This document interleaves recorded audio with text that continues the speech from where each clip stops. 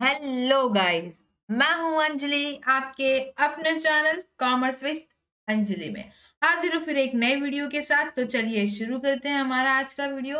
आज हम करने वाले हैं हमारे क्लास 11 का इकोनॉमिक्स का चैप्टर 1 और बहुत ही ज्यादा इंपॉर्टेंट चीज यानी हम आज करने वाले हैं हमारा एक्सरसाइज के प्रॉब्लम।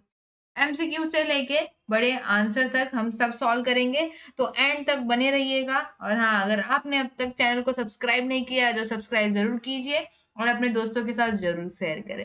भाई हमको वो वाली कहावत चेंज करनी है कि दोस्त ही दोस्त का दुश्मन होता है, तो हमको क्या बनना है, दोस्त के लिए भाई बहुत ज्यादा इंपॉर्टेंट पर्सन बनना है। तो हम इंपॉर्टेंट चीजें शेयर करेंगे अपने दोस्तों के लिए। ठीक है, तो स्टार्ट करते हैं हमारा एक्सरसाइज प्रॉब्लम, जिसमें पहला हमारा है चूज द करेक्ट ऑप्शन। हमको क्या करना है, करेक्ट ऑप्शन चूज करना है। आपको एग्जाम में भी ऐसे आते हैं एमसीक्यू। ठीक है, हम क्या कर रहे हैं, हमारे पहले चैप्टर के जो टेक्स्ट बुक के पीछे के जो एक्सरसाइज है हम वो सॉल्व कर रहे हैं। ठीक है, मैं आपको एक एक का आंसर देती जाऊंगी, हम आगे आगे करते जाएंगे, तो एंड तक बने रहिएगा। पहला है स्टेटमेंट रिलेटेड टू इकोनॉमिक्स। इसमें जो भी स्टेटमेंट दिए हैं, कौन कौन से स्टेटमेंट जो इकोनॉमिक्स से रिलेट करते हैं। ठीक है, पहला स्टेटमेंट है economic is a social science. क्या है, इकोनॉमिक एक सोशल साइंस है भाई। हाँ, ये तो है। Concept of economic is derived from Greek word ओइकोनोमिया, ये भी है। ओइकोनोमिया ग्रीक वर्ड से हुआ है। Economic is related to the study of human economic behaviour, ये क्या करता है, ह्यूमन बिहेवियर को स्टडी करता है, ये भी करेक्ट है। Economic is related to management of the household, ये क्या है, मैनेजमेंट को स्टडी करता है हमारे। इसका मतलब इकोनॉमिक का मतलब ये है। तो भाई हमको क्या करना है, करेक्ट ऑप्शन चूज करना है। हम लोग को ऑप्शन दिया है पहला, कि पहला क्या, ए बी और सी करेक्ट है, यानी कि ए बी और सी। नहीं भैया, चारों करेक्ट है। तो यहाँ पे फिर सेकंड दिया है ए एंड बी, ए और बी। नहीं भाई, बाकी दो भी तो करेक्ट है। तीसरा बी एंड सी, बी और सी, भी बाकी दो भी तो करेक्ट है। हाँ देखो, चौथा देखो, ए बी और सी और डी, यानी चारों ऑप्शन क्या है, करेक्ट है। तो हम कौन सा ऑप्शन चुनने वाले हैं, फोर्थ वाला, यानी A B C and D. ठीक है, आपको ये आंसर मिल गया करेक्ट। बढ़ते हैं हमारे next statement, incorrect with reference to Adam Smith definition. अच्छा, ये चीज याद रखना कि कभी कभी कैसा होता है, पहले क्वेश्चन में क्या था, हम लोग को करेक्ट वाला चूज करना था, करेक्ट। अभी देखो उसने मेंशन किया है इनकरेक्ट। तो एग्जाम में मतलब ऐसे तो चल जाएगा, आप सॉल्व कर रहे हो तो, लेकिन एग्जाम में ये सब चीजों का बहुत बारीकी से ध्यान देना कि आपको क्या चूज करना है। Statements incorrect with reference to Adam Smith definition, Adam Smith की जो डेफिनेशन है उसमें से कौन सा है जो इनकरेक्ट है। ठीक है, ये जो दिया हुआ है statement, Smith is a classical economist, correct है। Wealth of nation is authored by Adam Smith, ये भी करेक्ट है। Economic is the science of wealth, भाई ये भी करेक्ट है। इकोनॉमिक स्टडीज कॉमन मैन, भाई ये तो रॉन्ग है। समझ में आ रहा है, यानी हमको इनकरेक्ट मिल गया है। हमको पहले ही दे दिया है फर्स्ट डी इनकरेक्ट है, या ए बी सी इनकरेक्ट है, या थ्री ए और डी करेक्ट है, मतलब इनकरेक्ट है, या fourth C and D incorrect है। तो हमको तो मिल चुका है कि हमारा जो डी है वो क्या है, इनकरेक्ट है। तो हमारा कौन सा ऑप्शन है, फर्स्ट डी, करेक्ट। ये हमारा स्टेटमेंट इनकरेक्ट है। बाकी सब स्टेटमेंट क्या है, राइट है। इनकरेक्ट हमको चूज करना है, करेक्ट। कभी कंफ्यूज मत होना, क्वेश्चन हमेशा आराम से पढ़ना। ठीक है, key points in Lionel Robbins definition. हमारे लाइनल रॉबिन्स के डेफिनेशन में कौन कौन से की पॉइंट्स है, wants are unlimited, means are limited, wants are not gradable, means have alternative uses. भाई नॉट ग्रेडेबल वाला तो कहीं पढ़ा हुआ लग रहा है क्या, नहीं पढ़ा हुआ लग रहा है, तो ये क्या है, हमारा रॉन्ग है। ठीक है, तो हमारा करेक्ट ऑप्शन क्या है, फर्स्ट ए एंड बी, ए और बी करेक्ट तो है भैया, ये तो है। सेकंड बी और सी, बी और सी, तो सी तो भाई इनकरेक्ट है, तो ये वाला तो पहले ही कैंसिल हो गया, करेक्ट। फिर थर्ड है ए बी और डी, ए बी और डी, भाई ये वाला तो अभी भी है साथ में। ठीक है, फोर्थ है A B C and D, सब सब तो नहीं है, तीन करेक्ट है, एक इनकरेक्ट है, करेक्ट। तो हमारा कौन सा ऑप्शन है, थ्री ए बी और डी, यानी कि सी को छोड़ के ए बी और डी। सी क्या है, कहीं पढ़ा हुआ लग रहा है कि आपको, नहीं ना, देख रहे हो, सब पढ़ के आएगा, वांट्स आर नॉट ग्रेडेबल। ठीक है, आगे बढ़ते हैं।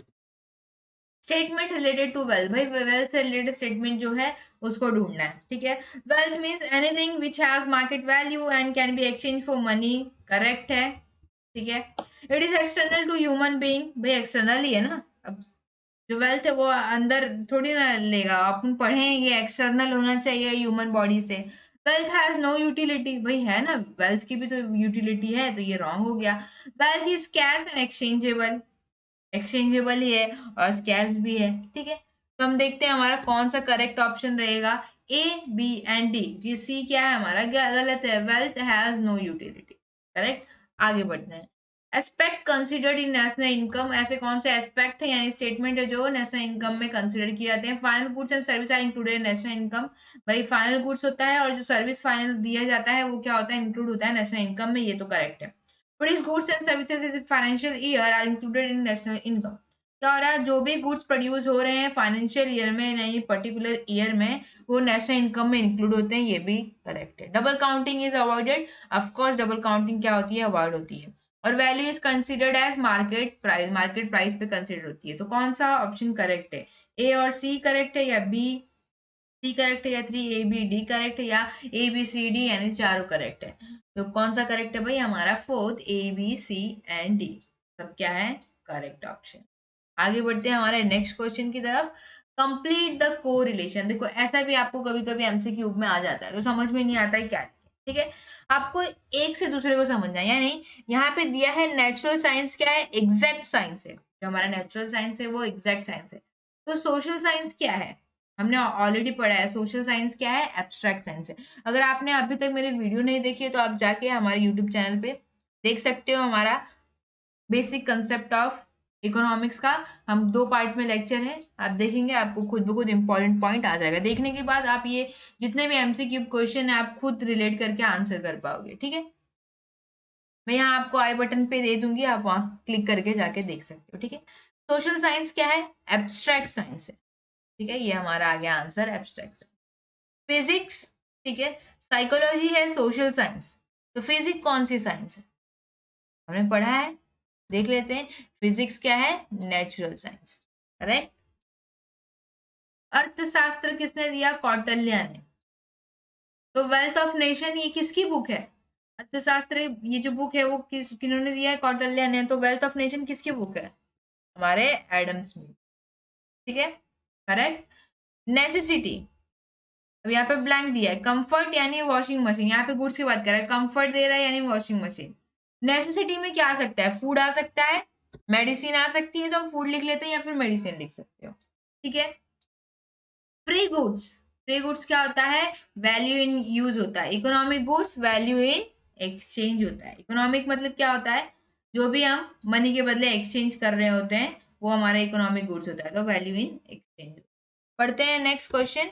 Identify and explain the concept of the given illustration, हम लोग को क्या करना है, क्या है वो उसको आइडेंटिफाई करना है, वन वर्ड वाला, और उसको एक्सप्लेन करना है यानी उसको डिटेल में बताना है उस वर्ड को, ठीक है। तो ऐसे क्वेश्चन आते हैं। अब देखो जैसे पहले यहाँ पे एग्जांपल दिया, my father purchase a 2 wheeler vehicle, ठीक है, this helps to fulfil my travel needs. इससे क्या हो रहा है, मेरी फुलफिल हो रही है नीड्स, कौन सी, ट्रैवल करने की, यानी ये क्या है, पर्सनल है। पर्सनल बोला तो इंडिविजुअल की नीड है, ठीक है, तो इसको क्या बोलेंगे हम, इंडिविजुअल वांट्स बोलेंगे, करेक्ट। अब इंडिविजुअल वांट क्या होता है, इंडिविजुअल वांट वो होता है जो किसी इंडिविजुअल की वांट्स को सेटिस्फाई करता है, वही हम लोग लिख देंगे। Individual wants is that want which satisfy eight individual level, समझ में आ रहा है। आगे बढ़ते हैं। अ study of the annual income of the family of Ramesh, किसी कोई रमेश नाम का बंदा है, उसकी क्या हो रहा है, जो भी उसकी फैमिली का एनुअल इनकम है उसको स्टडी किया जा रहा है, यानी मतलब बहुत सारे लोग में सिर्फ एक पर्टिकुलर रमेश की बात की जा रही है, करेक्ट, पर्टिकुलर रमेश की बात की जा रही है। यानी कि ये क्या है, जब किसी एक पर्टिकुलर चीज की बात की जाती है बड़े में से, तो क्या होता है, वो इकोनॉमिक कंसेप्ट होता है। कौन सा इकोनॉमिक कंसेप्ट होता है, माइक्रो इकोनॉमिक स्टडी होती है ना, ठीक है। तो ये क्या हो गया, माइक्रो इकोनॉमिक वेरिएबल हो गया, correct. Is that micro economic variable क्या होता है वो आपको लिखना है, is that element can use to describe the behaviour of an individual economic unit like particular family, समझ में आ रहा है। आप अपने हिसाब से माइक्रो इकोनॉमिक की जो भी मीनिंग है आपको सुटेबल लगता है, जो भी आपको माइक्रो इकोनॉमिक का आता है वो आप लिख सकते हो यहाँ पे। अगर डेफिनेशन याद हो डेफिनेशन लिख सकते हो, मीनिंग याद है तो मीनिंग लिख सकते हो, या फिर कोई भी एग्जाम्पल डिस्क्राइब कर सकते हो, आपको डिस्क्राइब करना है यहाँ पे, एक्सप्लेन करना है। तो ऐसा कुछ बड़ा करने का जरूरत नहीं है, ठीक है। As per the data for financial year 2018 and 19, the country's production of goods and services increased by 20%. 2018-19 में हमारा जितना भी प्रोडक्शन था उससे क्या हो गया है, इस ईयर में क्या हुआ है, बढ़ गया है 20%। 20% बढ़ गया, यानी क्या हो रहा है, ग्रोथ हो रहा है, ठीक है। अब ये क्या हो रहा है, कंट्रीज प्रोडक्शन की बात कर रहा है, यानी किसी इकोनॉमी की बात हो रही है, ठीक है। तो ये क्या हो गया, इकोनॉमिक ग्रोथ हो गया, ठीक है। फिर इकोनॉमिक ग्रोथ क्या होता है, economic growth refers to quantity increase in real national income. Real national income में अगर ग्रोथ हो रहा है तो क्या हो रहा है, मेरा इकोनॉमिक ग्रोथ हो रहा है, करेक्ट ना। मतलब जो भी मतलब फाइनल प्रोडक्शन हो रहा है, फाइनल प्रोडक्ट हो रहा है, और या फिर जो भी सर्विस रेंडर की जा रही है उसको मार्केट प्राइस पे करने के बाद जो होगा वो मेरा क्या, नेशनल इनकम कहलाता है, ठीक है। करुणा's mother saves 1,000 rupees every month out of her given salary। क्या कर रही है, जो करुणा की मदर है, मम्मी, वो क्या कर रही है, अपनी सैलरी में से मतलब हर महीने 1,000 क्या करती है, सेव कर रही है। सेव कर रही है यानी कि सेविंग कर रही है, करेक्ट। हम लोग को वर्ड मिल गया, मतलब क्या कर रही है, वो सेविंग कर रही है। तो सेविंग, और फिर सेविंग का मतलब क्या होता है, saving can be defined as that portion of salary और income which is not spend currently on consumption. क्या हो रहा है, हम लोग अपने फ्यूचर नीड को सेटिस्फाई करने के लिए उसको क्या कर रहे हैं, सेव कर रहे हैं, करेक्ट। सेविंग का यही मतलब होता है, करेक्ट। आगे बढ़ते हैं। Ram's father utilised his provident fund amount to set up grocery store। अपना प्रोविडेंट फंड में क्या कर रहे हैं, इन्वेस्ट कर रहे हैं ग्रोसरी स्टोर बनाने के लिए। तो ये क्या कर रहे हैं, इन्वेस्टमेंट कर रहे हैं, बराबर ना। प्रोविडेंट फंड में पीएफ याद है, तो पीएफ हमारा इन्वेस्टमेंट हो गया, तो ये हमको वर्ड मिल गया क्या, हमारा ये है इन्वेस्टमेंट। अब इन्वेस्टमेंट क्या होता है, it refers to creation of capital asset through mobilisation of saving. अब जो सेविंग है, अब तो लास्ट वाले क्वेश्चन में हमने क्या किया था, सेविंग किया था, वो हर महीने क्या कर रही थी, 1,000 रुपए सेव कर रही थी, करेक्ट। अब इस सेविंग को हम क्या कर रहे हैं, मोबिलाइज कर रहे हैं, यानी कहीं इन्वेस्ट कर रहे हैं, कहीं लगा रहे हैं, मतलब घर पे सेव करके नहीं रखा, ठीक है। उसको क्या किया, कहीं इंस्टीट्यूट में लगाया है, कहीं कंपनी में इन्वेस्ट किया, तो क्या कर रहे हैं ऐसे। या फिर कोई, अब जैसे ये ग्रोसरी स्टोर बनाने के लिए इन्वेस्ट कर रहे हैं, तो ऐसे क्या हो गया, मेरा इन्वेस्टमेंट क्रिएट हुआ, चाहे वो कैपिटल एसेट हो, चाहे वो कहीं इन्वेस्ट किया हो, ठीक है। मशीनरी, इक्विपमेंट, ये सब भी क्या हो गया, मेरा इन्वेस्टमेंट हो गया, ठीक है। आगे बढ़ते हैं नेक्स्ट क्वेश्चन की तरह। क्वेश्चन नंबर 4 है हमारा, आंसर द फॉलोइंग। हमको क्या करना है, आंसर करना है क्वेश्चन का। छोटा आंसर है तो छोटा ही देना, हमको डिटेल में नहीं लिखना है। अगर डिटेल है, बड़े मार्क्स का क्वेश्चन है, तो हमको क्या करना है, पहले मीनिंग लिखना है, फिर डेफिनेशन लिखना है। अगर मीनिंग एफोर्डेबल है तो मीनिंग लिखो भाई, फिर डेफिनेशन लिखो, फिर उसका कंसेप्ट लिखो, मतलब जो भी क्वेश्चन में पूछा है, फीचर पूछा है, कंसेप्ट पूछा है, जिसके हिसाब से उसके हिसाब से। हमको क्या बोला है, सिर्फ explain the feature of wealth. थोड़े मार्क्स के लिए क्वेश्चन, तो हम डायरेक्टली क्या लिखेंगे, फीचर लिखेंगे। तो लिखेंगे हम द फॉलोइंग कैरेक्टरिस्टिक, यानी फीचर, यहाँ पे हम फीचर भी लिख लेते हैं ब्रैकेट में, ठीक है। ये हमारे फीचर्स हो गए। पहला है हमारा यूटिलिटी, ठीक है। इसका वेल्थ का हमको लिखना है, तो वेल्थ में पहला था हमारा utility. Community must have the capacity to satisfy human wants. जैसे फर्नीचर, रेफ्रिजरेटर, ये सब क्या है, कम्युनिटी है जो सेटिस्फाई करती है ह्यूमन वांट्स को। नेक्स्ट है हमारा स्कैरसिटी होनी चाहिए भाई, वेल्थ है, स्कैरसिटी रहेगा तभी क्या होगा, वो वेल्थ होगा। Example, all economic goods for which price is paid, ठीक है। नेक्स्ट है हमारा ट्रांसफरेबिलिटी होना चाहिए। वेल्थ है तो भाई एक प्लेस से दूसरे प्लेस तक क्या होना चाहिए, ट्रांसफर होना चाहिए, गुड्स से मटेरियल और tangible, then only it is possible to transfer it from place to place. Example, vehicle, jewellery, ये सब क्या है, ट्रांसफरेबिलिटी होनी चाहिए, और ये भी क्या आता है, वेल्थ में आता है, करेक्ट। एक्सटर्नलिटी होनी चाहिए, यानी कि हमारे ह्यूमन बॉडी से क्या होना चाहिए, बाहर होना चाहिए, बैग, चेयर, मतलब कुछ भी एग्जांपल ले सकते हो, ठीक है। Explain the characteristic of human wants, हमारा नेक्स्ट क्वेश्चन है, उसमें कैरेक्टरिस्टिक यानी फीचर किसका एक्सप्लेन करना है हमको, वांट्स का। तो हम डायरेक्ट आंसर लिखेंगे, छोटे मार्क्स के लिए है, तो कैरेक्टरिस्टिक ऑफ वांट्स, करेक्ट। पहला है वांट्स आर अनलिमिटेड, समझाने की जरूरत नहीं है। आप आगे क्वेश्चन में या फिर डिटेल में जानना चाहेंगे तो आप यूट्यूब पे देख सकते हैं, यहाँ मैं आपको ओवरऑल व्यू दे देती हूँ। Wants not only arise again and again but they are also unending. मतलब क्या, वांट्स हमेशा क्या होता है, एक पूरी होगी तो दूसरा अपने आप क्या हो जाएगा, अराइज हो जाएगा। तो ये क्या होता है, हमेशा मल्टीप्लाई होता रहता है, ठीक है। Wants are recurring in nature, मतलब क्या, ये कभी खत्म होने वाला नहीं है, एक के बाद आएगा ही आएगा, यानी occur again and again. While some might be only occasional, कुछ होते हैं जो ओकेजनल होते हैं, ठीक है। वांट्स डिफर विद एज, भाई सबके एज के हिसाब से अपना अपना वांट्स होता है, मतलब बच्चों के लिए टॉय चॉकलेट चाहिए, एक बड़े इंसान के लिए मतलब जो एक अडल्ट है उसको क्या चाहिए, कार चाहिए, अच्छा घर चाहिए, बूढ़ों को क्या चाहिए, एकदम सुखी वाला प्यार चाहिए, लव चाहिए, अफेक्शन चाहिए, ठीक है। आगे है हमारा वांट्स डिफर विद जेंडर, भाई मेल फीमेल दोनों को पता है, दोनों का अलग अलग वांट्स होता है, ठीक है। आगे बढ़ते हैं, हमारा wants differ due to preference, भाई सबके टेस्ट हैबिट्स सब अलग अलग होते हैं, प्रेफरेंस अलग होते हैं, सबका पहनने का तरीका, खाने का तरीका सब अलग अलग होता है, तो हमारा वांट्स भी क्या होता है, डिफर करता है प्रेफरेंस से। Wants differ with season, of course season के हिसाब से क्या होता है, चेंज होता रहता है, भाई बारिश है तो भाई छतरी की जरूरत है, और अगर सर्दी है तो स्वेटर की जरूरत है।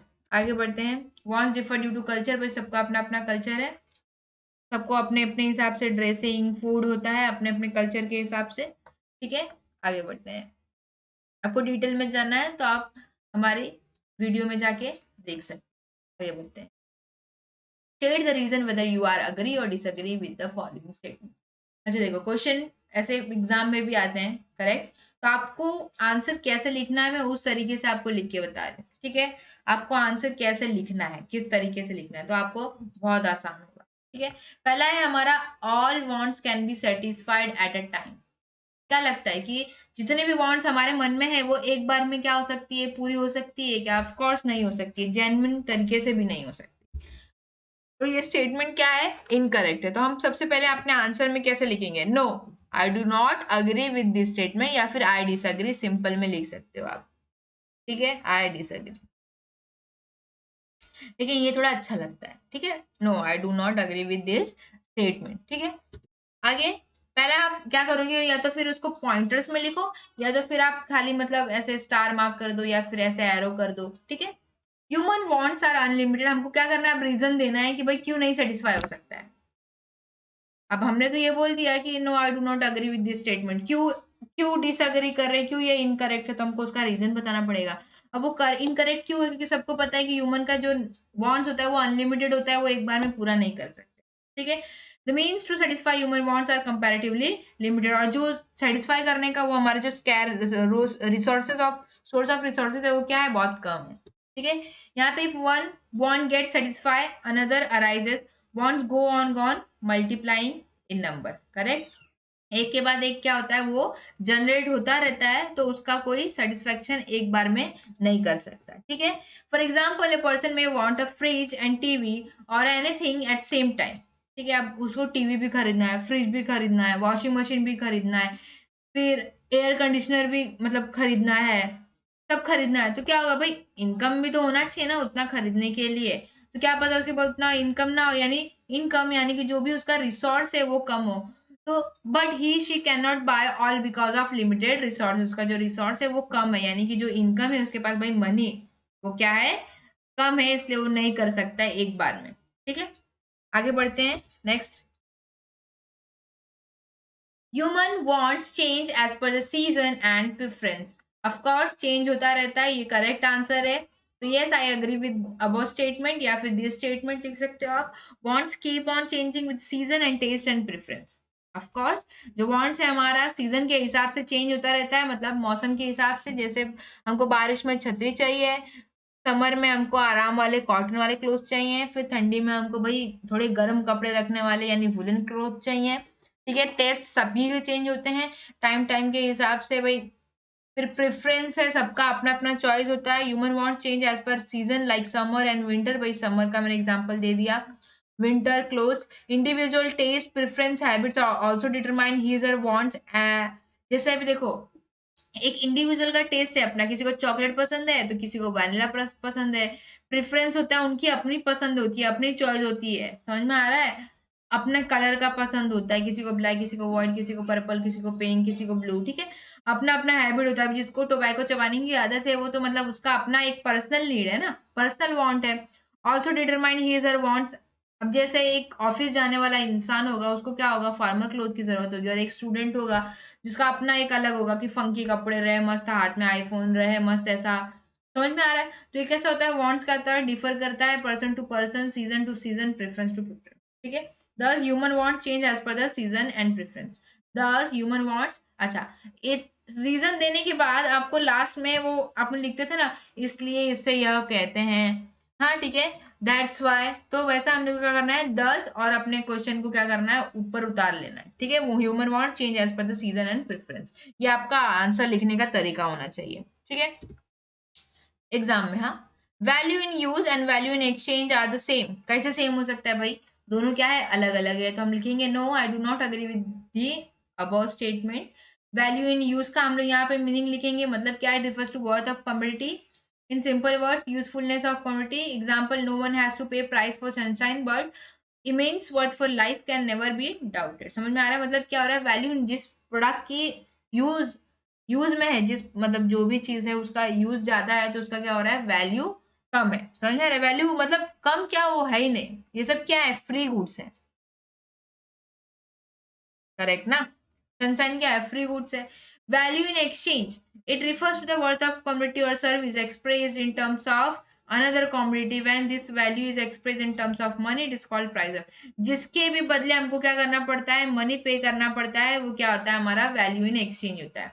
और जिसका वैल्यू ज्यादा है, जैसे सनशाइन का यहाँ पे एग्जांपल दिया, लेकिन उसका कोई भी प्राइस नहीं है, समझ में आ रहा है, उसका यूज में वैल्यू है। अब जैसे यहाँ पे एग्जांपल दिया है, some commodity have high value in use but low exchange value, जैसे वही वाटर हो गया, इसका क्या है, यूज ज्यादा है, इलेक्ट्रिसिटी हो गया, यूज ज्यादा है, समझ में आ रहा है, लो एक्सचेंज वैल्यू है, इसका क्या है, एक्सचेंज वैल्यू बहुत कम है। Where as some commodity have low value in use, जैसे डायमंड हो गया, ये सब का क्या है, यूज कम है लेकिन क्या है, वैल्यू इन एक्सचेंज ज्यादा है, तो इसको क्या बोलते हैं, पैराडॉक्स। समझ में आ रहा है, तो यहाँ पे आप लिखोगे अब 10 value in use and value in exchange are not same. समझ में आ रहा है, आगे बढ़ते हैं, हमारा question number 6, answer in detail. आपको डिटेल में जब आंसर बोला, बड़े मार्क्स के लिए पूछेगा आपको एग्जाम में, तो आपको आंसर कैसे लिखना है, ठीक है। आपको ये तो पक्का करना है कि आपको माइक्रो इकोनॉमिक और मैक्रो इकोनॉमिक का कंसेप्ट रट लेना है, क्योंकि क्या होता है एग्जाम में, ये डेफिनेटली आता ही आता है, तो आप लोग याद कर लोगे तो भाई बहुत बढ़िया है, बहुत अच्छी बात है। तो एग्जाम में आपको कोई कहीं ना कहीं तो ये आ ही जाएगा, चाहे छोटे मार्क्स के लिए चाहे फिर रीजनिंग में, तो आपको ये आना है, पक्का है। Explain the basic concept of macro economic, हमको क्या करना है, मैक्रो इकोनॉमिक का बेसिक कंसेप्ट एक्सप्लेन करना है, ठीक है। सबसे पहले हमारा आंसर लिखने का क्या तरीका होता है, आंसर लिखने का तरीका सबसे पहले हमारा होता है मीनिंग लिखने का, ठीक है। तो हम सबसे पहले लिखेंगे मीनिंग। मैक्रो इकोनॉमिक लार्ज मतलब होता है, एग्रीगेट होता है, टोटल होता है, फिर ये कहाँ से आया भाई, covering the entire economy such as total employment, national income, national output, total investment, total saving, total consumption, aggregate supply, aggregate demand, general price level. हमको क्या करना है, मीनिंग लिखना है, ठीक है। आपको जो आता है आप मीनिंग एक छोटा लिख दो। फिर नेक्स्ट हमारा आता है डेफिनेशन की बारी। डेफिनेशन के साथ साथ में भाई डेफिनेशन जिसने दिया है उसका नाम भी बहुत जरूरी है, तो Kenneth Boulding definition of macro economic, ठीक है। हम यहाँ डेफिनेशन लिख लेंगे, macro economic deals not with individual quantity as such but with the aggregate of this quantity. ये क्या करता है, इंडिविजुअल क्वांटिटी के साथ डील नहीं करता, लेकिन क्या करता है, हाँ भैया सबको मिला के जरूर ये डील करता है। Not deal with individual income, किसी एक की इनकम की बात नहीं करता, ये क्या करता है, पूरे नेशन की बात करता है इनकम की। Not with individual prices but with the general price level, किसी एक प्रोडक्ट की प्राइस की बात नहीं करता है, ये जितने भी मतलब उस कंट्री के पर्टिकुलर ईयर के जितने भी प्रोडक्ट रहेंगे ना, उन सब की प्राइस बात करता है, ठीक है। Not with the individual output but with the national output, एक साल में जितना भी प्रोडक्शन हो रहा है, चाहे वो सर्विस हो चाहे वो गुड्स प्रोड्यूस हो रहा है, वो सबको मिला के किसके अंदर आता है, मैक्रो इकोनॉमिक के अंदर आता है। नेक्स्ट हमको क्या लिखना है, हमारा बेसिक कंसेप्ट, तो हम यहाँ लिखेंगे हमारा कंसेप्ट ऑफ मैक्रो इकोनॉमिक्स। हम यहाँ अपना लिखना स्टार्ट करेंगे, मिनिमम आपको 7 से 8 तो लिखना ही पड़ेगा, ठीक है, नहीं तो 7 तक तो लिखो। मीनिंग डेफिनेशन लिखने के बाद तो कम से कम 7 आपको पॉइंट लिखने। पहला है हमारा नेशनल इनकम, नेशनल इनकम को हम लिखेंगे, उसको डिस्क्राइब करेंगे, ठीक है। आपको क्या करना है, पहले नेशनल इनकम लिखना है, फिर उसको अंडरलाइन करना है, भाई जितना डेकोरेटिव रखोगे सामने वाले को उतना अच्छा लगेगा, आपका पेपर उतने अच्छे से चेक होगा, ठीक है। This reveal the total economic performance of a nation, it refers to as the total income of country. क्या करता है, परफॉर्मेंस चेक करता है, और ये क्या है, national income is aggregate monetary value of all final goods and service produce in an economy during a year. किसी पर्टिकुलर ईयर में जितना भी प्रोडक्शन हो रहा है